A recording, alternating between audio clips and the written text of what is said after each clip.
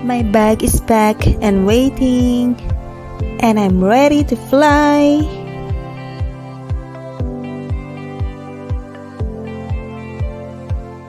A few hours later. Andito na ako, Davao! Thank you, God! Ang cute na mga tricycle dito, tuwang-tuwa ang mga mata ko. Hapon na kami nakalabas ni Ate Helen at pumunta kami na palengke. Sabi ko kay Ate Helen maghanap kami ng langka kasi nag-crave ako sa langka. Natuwa ang mata ko nang makita ko ito. Sabi ni Ate hindi raw siya maganda at saka hindi rin siya maamoy. Kaya nyog na lang ang binili namin. Ang lalaki ng nyog dito in fairness. Pero same price lang siya sa Dasma. So ayan, see you sa next video. Dito na kami sa bahay ni Ate Helen at may nakita akong cute na pusa. Cute mo naman, Miming. Miming? Miming? Oh, ang cute, ang ganda ng kulay mo. Halika dito. Miming? Ay! Ming.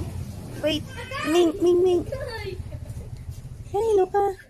Pagkatapos ng buong araw, pumunta naman kami dito, ang sikat na mall sa Davao. A few moments later. Namili lang kami ng konti at ito, pauwi na.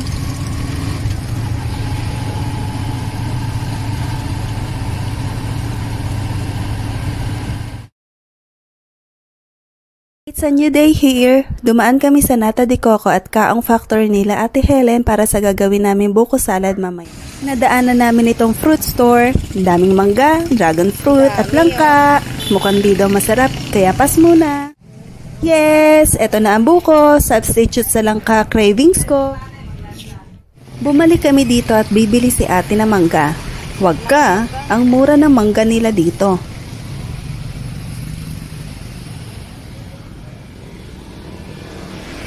Ayan, tapos na kami mamili ng fruits. Walking distance lang pala ito sa bahay ni ate. At dahil maaraw ngayon, inom muna tayo ng buko juice.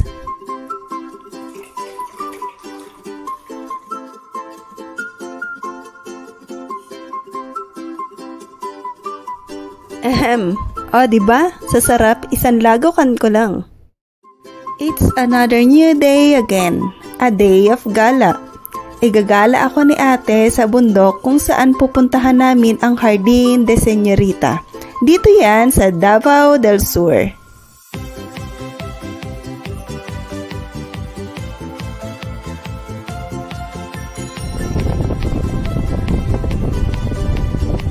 Aba, sarap na sarap ang mga manok sa nyog. Hindi ko akalain madadaanan pala namin ang Mount Apo.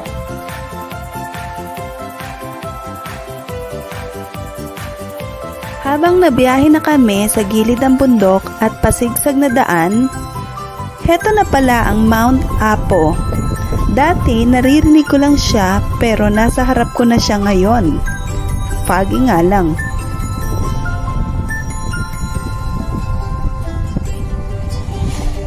Nag-stop over muna kami sa strawberry farm pero sarado ito dahil kaka-harvest lang daw at inulan kami. Sa wakas, nakarating na rin kami sa Jardín de Señorita. Yun nga lang, lumakas ang ulan. Hindi namin nasulit ang entrance fee. Sayang. Ay, ang ganda, Tate. Ang ganda, oh.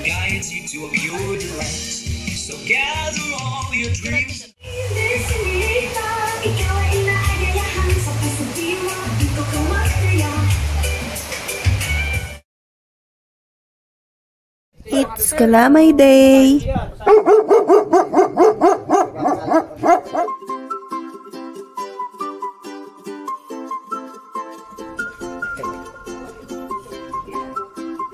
Eto ako, trying to help them, but in the end, nag-video at nanood na lang ako.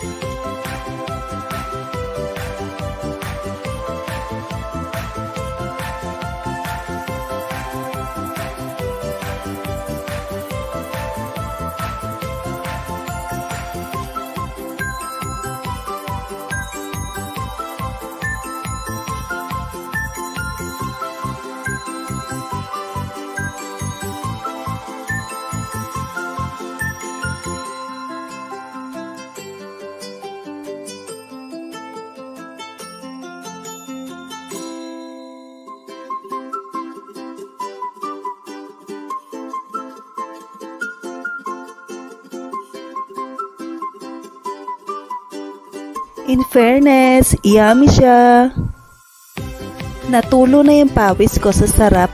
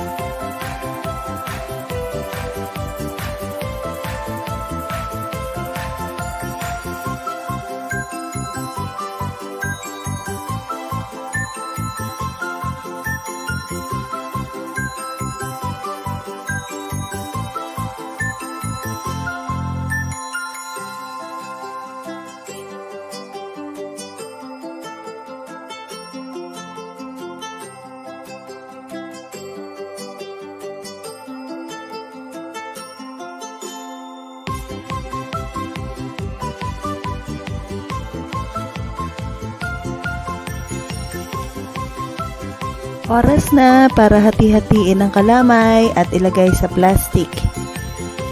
So, ayan, ganito pala ang paggawa ng kalamay, kaya pala ang mahal niya.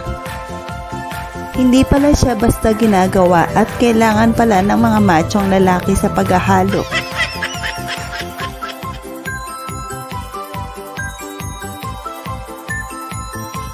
Ito na ang finished product ng kalamay.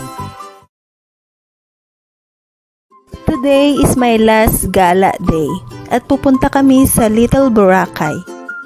Yung Little Boracay na tinatawag nila ay located sa Davao Occidental. Dito na kami sa Santa Maria, Bulacan. Ay mali, sa Davao pala. Dito na kami sa Little Boracay. Excited na ako makita kung ano itsura ng Little Boracay ng Davao.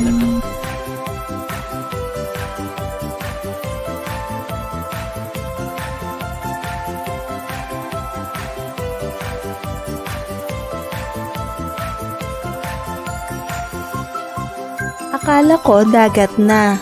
Yun pala, malayo-layo pa pala simula dun sa signboard na may Little Boracay. Looban pa pala ito, lalo tuloy ako na-excite.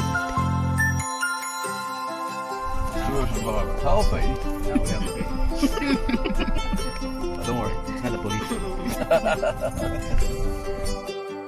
Sa wakas, eto na kami sa main gate ng Little Boracay. Welcome everyone and enjoy the place. Maghahanap na kami ng cottage para makapaghanda, kumain, at mag-swimming. Sila lang pala, hindi ako pwede.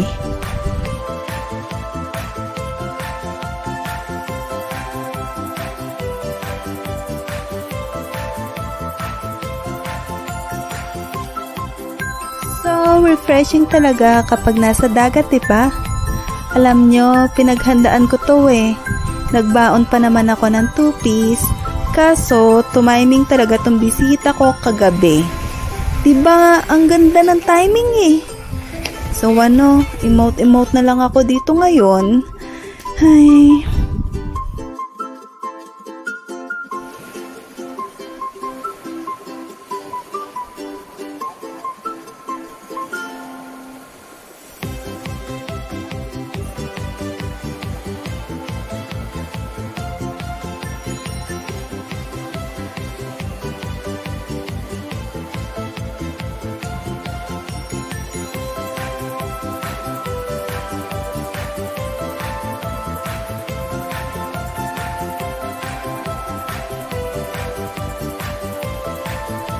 Daghang salamat, Davao!